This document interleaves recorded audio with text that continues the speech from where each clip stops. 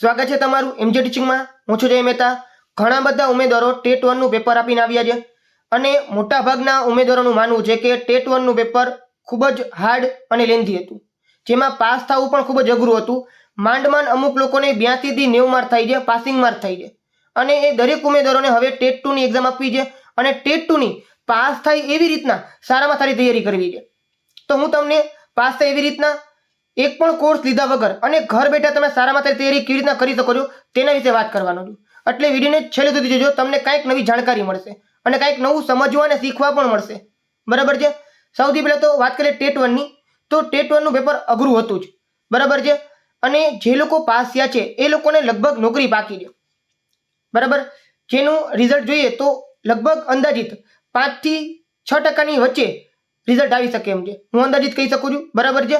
અને મેં તમને કીધું કે લગભગ નોકરી બાકી છે. જરૂરી નથી કે પાસ થાય એ લોકો નોકરી મળી જ જાય, કારણ કે પછી તમારું મેરિટ બને, મેરિટમાં તમારું નામ કેટલામું છે, કેટલી ભરતી આવે છે અને ત્યારબાદ તમે કઈ કેટેગરીના વ્યક્તિઓ છો, આ બધી વસ્તુ લાગુ પડતી હોય છે. એટલે એ પ્રમાણે હું તમને કહું છું કે જે લોકો પાસ થઈ ગયા છે એ લોકોને લગભગ નોકરી બાકી છે, બરાબર છે. બીજી વાત કે ઘણા લોકો એમ કહે છે કે જે પેપર હતું એ સિલેબસ બહારનું હતું.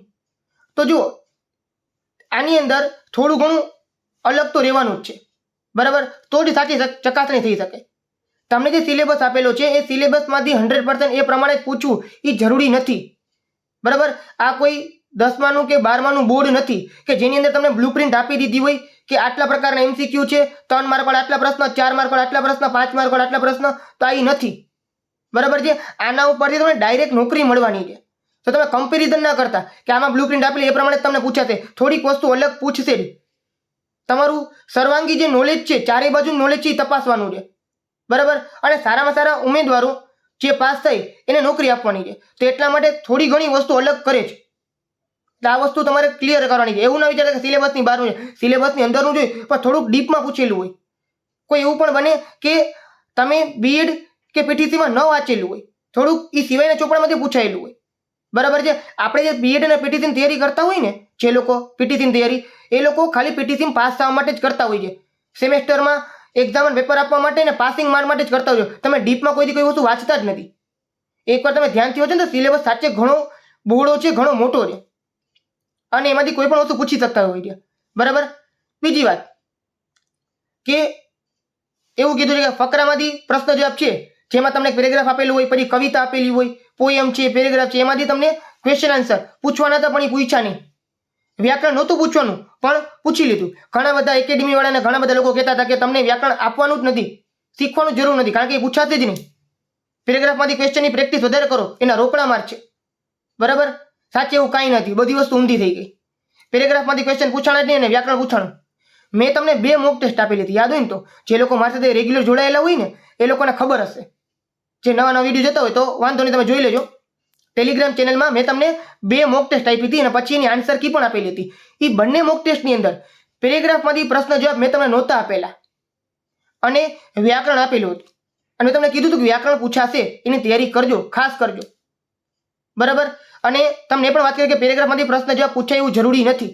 પાછળથી મેં તમને પેરેગ્રાફમાંથી પ્રશ્ન જવાબ પણ આપેલા હતા. પાછળથી મતલબ કે 2 મોક ટેસ્ટ પૂરી થઈ ગયા પછી, બરાબર. કે જે લોકોને આમ અંદર રહી ના જાય કે હું તો છે ને બીજા કરતા અલગ કરાવું છું, કારણ કે બધા લોકો કમ્પેરિઝન કરતા હોય કે ફલાણી એકેડમીની જે મોક ટેસ્ટ છે ને એમાં તો આવી રીતના છે, તમારી મોક ટેસ્ટમાં તો આવી રીતના છે, બરાબર. પણ હવે તમને ખબર પડી ગઈ કે મેં તમને જે 2 મોક ટેસ્ટ આપેલી હતી એ પ્રમાણે જ જે ઘણી બધી વસ્તુ આવેલી છે. બની શકે કે બધી વસ્તુ એ પ્રમાણે ન પૂછાણી હોય, બરાબર છે. એ તો કોઈમાં નથી પૂછાણી, પણ કે તમારે તૈયારી કરવી એ તમને ખબર પડી જવી જોઈએ. હું તો આ બધી અલગ અલગ પરીક્ષાઓમાંથી પસાર થઈ ગયો એટલે મને પેટર્નની ખબર પડી ગઈ કે આ લોકો ક્યાંથી ને શું કાઢવાના છે. પછી બીજી વાત કે અમુક લોકો છે ને અલગ અલગ એકેડેમીની કે કોઈ પણ વસ્તુની મોક ટેસ્ટ લઈ લેતા અને એમાંથી જે માર્ક આવતા ને માર્ક પછી સ્ક્રીનશોટ મોકલતા ગ્રુપની અંદર ને અલગ અલગ જગ્યાએ કે જો સર મને આટલા 110 માર્ક 120 માર્ક આવ્યા, એટલે હું થંભ આપી દઉં કે ના સારું છે, બરાબર. હાથી અત્યારના એ લોકોને 80 માર્ક નહીં ફાફાર્યો, બરાબર.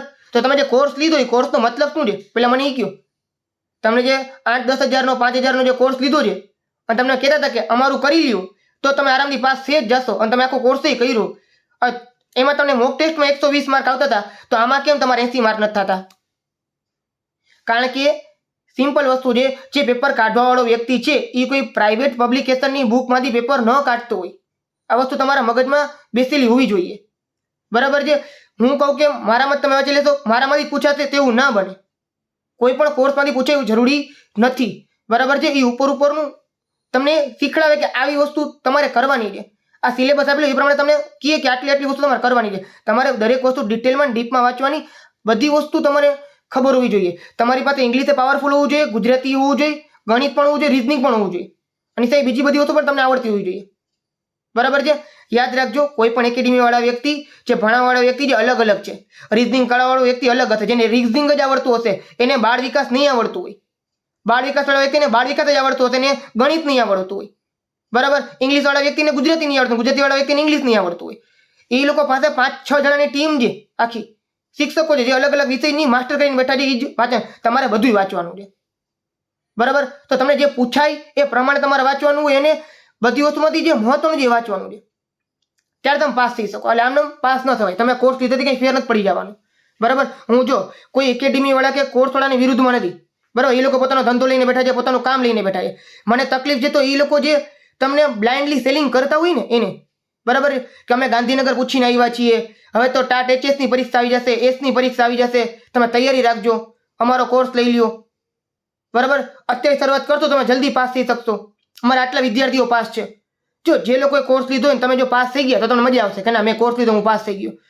જે લોકો પાસ, મારી પાસે અત્યારે કેટલા બધા લોકોના ફોન આવેલા છે, મેસેજ આવેલા છે કે સર અમે આ એકેડેમીનો કોર્સ લીધો પણ એમાંથી કંઈ પૂછાણું નથી. જે ફેમસ એકેડેમી છે ને એની જ વાત કરું છું. બરાબર. અને એમાંથી ઘણા લોકો એવા છે જે પાસ થઈ ગયા છે. એ લોકો એમ કહે સાહેબ તમે જે કરે એ જ પૂછાણું. સાચી એવું કંઈ થયું જ નથી. બરાબર. હું તમને બધું કરાવું અને 150 માંથી મારી પાસેથી 30 થી 40 માર્કનું પૂછે તો પૂછાણું ન કહેવાય. એ તમે સમજી લેજો. કોઈ એમ કહે ને કે અમારી એકેડેમીમાંથી 30 માર્કનું બેઠે બેઠું આમાંથી પૂછાણું, તો ભાઈ તમે 150 માર્કના કરવાના પૈસા લીધા છે. બરાબર. તેમાંથી 120 નું તો પૂછાવવું જોઈએ ને. અને તમે પૂછાણું ખાલી તમારી એકેડેમીમાંથી 30 કે 35 માર્કનું, તો શું મતલબ એ વસ્તુનો? તો એટલે જ કહું છું કે અત્યારના આ બધી એક્ઝામ છે, જો બાકી કોઈ એક્ઝામ કોમ્પિટિટિવ હોય ને તો સમજ્યા. બરાબર છે. પણ ટેટ ટાટની એક્ઝામમાં પ્યોર તમારું જો કન્ટેન્ટ છે એના ઉપર આધારિત હોય છે. બરાબર. એટલે હાલમાં હવે કોઈ કોર્સ ના લેતા. હું તમને જે કહું છું એ પ્રમાણે તમે અમુક વસ્તુ કરતા જાઓ, પછી તમને ઓટોમેટિક ખબર પડી જશે શું કરવું જોઈએ. બીજું કે હવે તમારે એ જ વસ્તુ કહેવાનું છું કે ટેટ 2 માટે કોર્સ વગર તમારે ઘર બેઠા તૈયારી કેવી રીતના કરવી. બરાબર. સૌથી પહેલા તમારા માટે જે ભગવાન છે એ કોણ છે? 6 થી 8 ની બુક. બરાબર. 6 થી 8 નું કન્ટેન્ટ તમારે મગજમાં બેસાડી રાખવાનું છે, ગોખાઈ જવું જોઈએ. ગણિત, વિજ્ઞાન, સમાજ, ઇંગ્લિશ, ગુજરાતી, તમારા જે બી તમારો વિષય હોય. ભાષા હોય તમારે 4 ભાષા કરવાની છે, સંસ્કૃત, હિન્દી, ઇંગ્લિશ ને ગુજરાતી. 4 ભાષાની બધી બુક 6 થી 8 ની. સમાજની 3 બુક આવતી હોય, ગણિત વિજ્ઞાન છે તો 6 બુક આવે. બરાબર છે. તમારે કમ્પ્લીટ કરવાનું છે 6 થી 8 ની બુક. બરાબર છે. આટલું કરશો તો તમારું 70 થી 75 માર્કનું કમ્પ્લીટ થઈ જશે. બરાબર છે. પછી કરંટ અફેર તમારો કરવાનો. તો કરંટ અફેર છે એ તમને એક્ઝામ સમયે પાછલા 1 મહિનામાં તમને અલગ અલગ એકેડેમીના વિડીયોઝ મળી જ જવાના છે ફ્રી ઓફ કોસ્ટમાં. તેની ક્યાં તમે ચિંતા કરો છો? વધારાની વસ્તુ કે તમારા વિષયની જે પદ્ધતિશાસ્ત્ર છે એની PDF તમને ટેલિગ્રામમાં હું આપી દઈશ. બરાબર છે. એની તમે ચિંતા ના કરતા. એના માટેના વિડીયોઝ પણ તમને આપીશ અને PDF પણ તમને આપીશ ફ્રીમાં. બરાબર છે. કોઈ ચાર્જ તમારી પાસે નથી લેવાનો. દરેક વસ્તુ તમને ફ્રીમાં જ કરાવવાનો છું. બરાબર છે. તમે ચેનલનું ડિસ્ક્રિપ્શન અને બાકી બધી વસ્તુ વાંચી લેજો. હું તમને દરેક વસ્તુ ફ્રીમાં જ આપીશ. કોઈ ચાર્જ નથી લેવાનો. એમ નહીં કહું કે અત્યારના જે શરૂઆતની PDF છે ફ્રીમાં જઈને પાછળથી 100-200 રૂપિયા ચાર્જ લઈશ, એવું નથી થવાનું. બરાબર. એટલે ટેલિગ્રામ ચેનલ જોઈન કરજો. લિંક ડિસ્ક્રિપ્શનમાં છે, જેમાં હું તમને અલગ અલગ પદ્ધતિશાસ્ત્રની PDF આપીશ. જો સોશિયલ સાયન્સની લગભગ બની ગઈ છે, એડિટિંગ બાકી છે. ગણિત વિજ્ઞાનની બને છે અને લેંગ્વેજની પણ બને છે. પછીના લગભગ 1 મહિનાની અંદર બધી પદ્ધતિશાસ્ત્રની PDF તમને મળી જશે.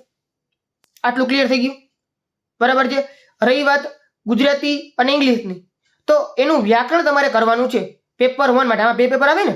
બરાબર. 75 માર્કના તમને 2 પેપર જોવા મળે છે, જેની અંદર પણ તમને જે પદ્ધતિ છે એ પ્રમાણે તમને ઇંગ્લિશ અને ગુજરાતીનું વ્યાકરણ પૂછાય છે. તો એના માટેને યુટ્યુબમાં ફ્રી વિડીયોઝ અવેલેબલ છે, તેમાંથી કરી લો ને એકવાર શાંતિથી બેસીને. બરાબર. ત્યારબાદ ગણિત અને રીઝનિંગ તો એના પણ મેગા લેક્ચર્સ છે જ. જે તમે એકેડેમીના વિડીયો લીધા છે ને એ જ એકેડેમીના મેગા લેક્ચર 10-10, 15-15 કલાકના વિડીયો એની જ ચેનલમાં તમને મળી જશે. તો ફ્રીમાં જોઈ લો એકવાર. બાકી બીજી વસ્તુ કે મનોવિજ્ઞાન પરિશાસ્ત્ર એના ચેનલ ઉપર તમને વિડીયોઝ મળી જશે. બરાબર છે. ટેટ 1ના જે વિડીયોઝ છે એ તમારે બધા જોઈ લેવાના. એનું આખું પ્લેલિસ્ટ છે. બરાબર, એ રિપીટ જ છે. અને એ સિવાય જેટલું ટેટ 2 માટે મનોવિજ્ઞાન મહત્વનું છે એના ઉપર કામ ચાલુ છે. થોડાક દિવસમાં તમને એના વિડીયો પણ મળવાના ચાલુ થઈ જશે. જ્યાં બચાવ પ્રયુક્તિ છે, પછી 11-12ની જે ટેક્સ્ટ બુક છે એમાં અલગ અલગ મનોવૈજ્ઞાનિક જે વિદ્યાર્થીઓ છે, બરાબર છે, 6 થી 14 વર્ષના બાળકો એના માટેનું, તો એ બધી વસ્તુ તમને આપીશું. જૂની પદ્ધતિ હોય કે નવી પદ્ધતિ હોય, સિલેબસ જૂનો હોય કે નવું હોય, તમારે કરવું જરૂરી છે. એ વસ્તુ ધ્યાનમાં રાખજો. પાછળથી કંઈક ચેન્જ થાય તો તમે એવું ના કહેતા કે સાહેબ આ સિલેબસથી બહારનું છે. બરાબર છે. એટલે હું તમને દરેક વસ્તુ કરાવવાનું છું. જૂનો સિલેબસમાંથી કરાવીશ, નવા સિલેબસમાંથી પણ કરાવવાનું છું. બરાબર છે. એટલે એકવાર એ ધ્યાનમાં રાખી લેજો અને એ ચેનલ સાથે જોડાયેલા તમે રહેજો. તમને વારંવાર પછી અલગ અલગ સમયે વિડીયોઝ છે એ મળતા રહેશે. એટલે સબસ્ક્રાઈબ પણ કરી નાખજો. બીજું કે તમારે વધારે શું કરવું એ બધી વસ્તુ તમને ટેલિગ્રામમાં અપડેટ કરવામાં આવશે. એટલે ટેલિગ્રામ પણ જોઈન કરી લેજો. અને ટાટ એચ અને ટાટ એચએસ અને એસ, બરાબર, 9, 10 અને 11-12 એના માટે પણ જે અપડેટ આવશે એ પણ હું તમને કહીશ. એના માટે પણ એકવાર કહી દઉં કે તમારે ટાટ એસ માટે 9, 10 માટે 9, 10ની જે બુક છે તમારા વિષયની એ તમારી પાસે તૈયાર હોવી જોઈએ. એનું કન્ટેન્ટ તૈયાર હોવું જોઈએ. 200 માર્કની પ્રિલિમ્સ છે, 200 માર્કથી 100 માર્કનું એનું જ પૂછાવાનું છે. અને એચએસ માટે 11-12નું. બરાબર. તમારે મનોવિજ્ઞાન હોય, ઇંગ્લિશ હોય, ગુજરાતી હોય કે પછી કોમર્સ હોય, કોઈ પણ સબ્જેક્ટ હોય, બરાબર છે, તમને 11-12ની બુક ગુખાયેલી હોવી જોઈએ. બરાબર. દાખલા તમને બધા આવડતા હોવા જોઈએ. તો 100 માર્કનું તમારું થઈ જશે. અને બાકીના જે 100 માર્ક છે, 200 માર્કની પ્રિલિમ્સ છે ને, બરાબર, શરૂઆતના 100 માર્ક છે એ બધા માટે કોમન પેપર હશે. એમાં ફરીથી એ જ બધી વસ્તુ છે. 11-12નું મનોવિજ્ઞાન, બરાબર, પછી ઇંગ્લિશ, ગુજરાતી, રીઝનિંગ, શિક્ષણનું, કરંટ અફેર. તો આ બધી વસ્તુ યુટ્યુબમાં તમને ફ્રીમાં મળી જશે. મોટા ભાગની વસ્તુ હું જ તમને ફ્રીમાં તમને આપી દેવાનો છું. ઇંગ્લિશ, ગુજરાતી ક્યાંથી કરવું એની ઓલરેડી મેં લિંક આપેલી છે. ગણિત ક્યાંથી કરવું એ બધી વસ્તુ, બરાબર. ટેલિગ્રામમાં લિંક છે જ, ફરીથી મૂકી દઈશ તમને. એટલે ટેલિગ્રામ ચેનલ કરી નાખજો. અને જો વિડીયો ગમે છે તો લાઈક કરી નાખજો, તમારા ફ્રેન્ડ સાથે શેર કરી નાખજો. એટલે હવે ખોટો કોઈ કોર્સ ના લેતા. બરાબર. કોર્સ વગર પણ તમે સારામાં થાય તૈયારી કરી શકો છો. મેં પણ કરેલી છે. બરાબર. હું તમને ફરીથી એકવાર કહી દઉં, જો મારે પીટીસી નથી, બીએડ છે. એટલે તમે જણાવી દઉં, ટેટ 1 નહીં પણ ટેટ 2, પછી TAT HS, C TET, UGC NET કોમર્સમાં, યુજીસી નેટ એજ્યુકેશનમાં, જીસેટ કોમર્સમાં, જીસેટ એજ્યુકેશનમાં બધી એક્ઝામ લાઈનમાં પહેલી જ વારમાં પાસ કરેલી છે. એટલે મને ખબર છે કે કેવી રીતના તૈયારી કરવી જોઈએ અને કરાવડાવવી જોઈએ. બરાબર. એટલે હું કહું છું એને બ્લાઇન્ડલી ફોલો કરવાનો નથી કહેતો, પણ થોડોક વિશ્વાસ રાખી અને કરજો. કારણ કે હું તમારી હારનો વ્યક્તિ છું. આ બધી વસ્તુમાંથી છેલ્લા 2 વર્ષમાં પસાર થઈ ગયું છું. કેવી રીતે તૈયારી કરવી જોઈએ મને ખબર છે. એટલે હું તમને કહું છું કે ખોટા કોર્સમાં રૂપિયા ના નાખો. તમને કહું છું એ પ્રમાણે કરશો તમે આરામથી પાસ થઈ શકશો. પણ એ તમારે કરવું પડશે થોડું ઘણું. નહીં કરતો પછી એમ થશે કે ભાઈ આના કરતાં કોર્સ લીધો સારું હતું. બરાબર. અને જે લોકો કોર્સ લીધો એ લોકો અત્યારે પસ્તાઈ છે કે એમાંથી કંઈ પૂછાણું નહીં. એટલે જોઈ લ્યો, તમારે જે કરવું હોય તમારા માટે, હું તમારા લાભ માટે જ કહું છું કે તમારા રૂપિયા ન બગાડવા જોઈએ. બરાબર છે. બાકી તમે પાસ થાવ અને સરકારી નોકરી તમને મળે ને 2026માં તમે આગળ વધો, એ જ મારા માટે મહત્વનું છે. બીજું કંઈ મહત્વ નથી. એટલે તમે જોઈ લો. મળીએ આપણે નેક્સ્ટ વિડીયોમાં.